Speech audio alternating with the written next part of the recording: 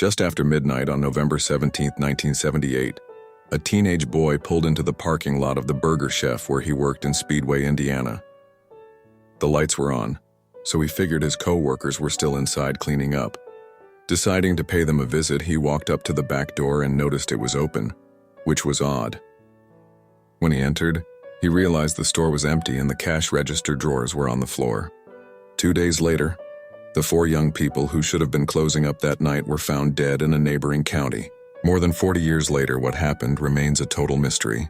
After the teenager who discovered the scene called the police, the store manager came in and determined that $581 in cash was missing. Still, the police didn't assume the employees had been robbed and kidnapped.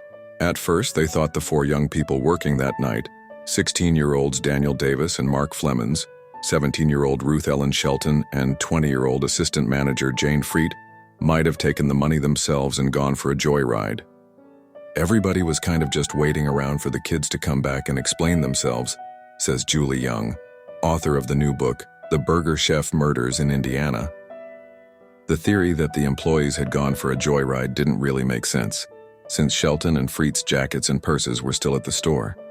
The manager also thought it was very out of character for these fairly responsible employees to steal the money, let alone leave the store with the back door open and the lights still on.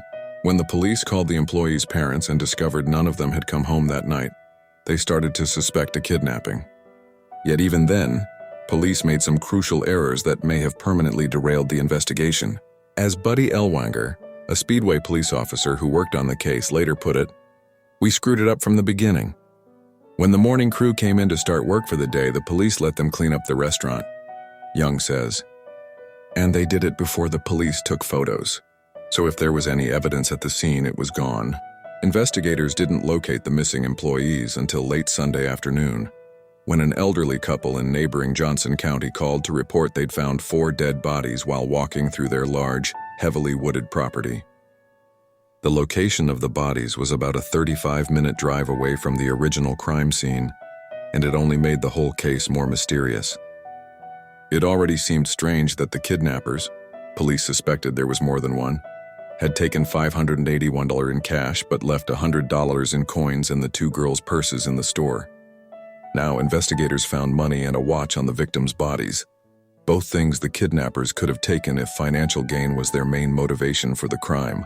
There also didn't seem to be a clear reason why someone would want to murder one or all of these young people. Indeed, the fact that the kidnappers had murdered them in 3 different ways seemed to suggest they hadn't planned on murdering anyone in the first place.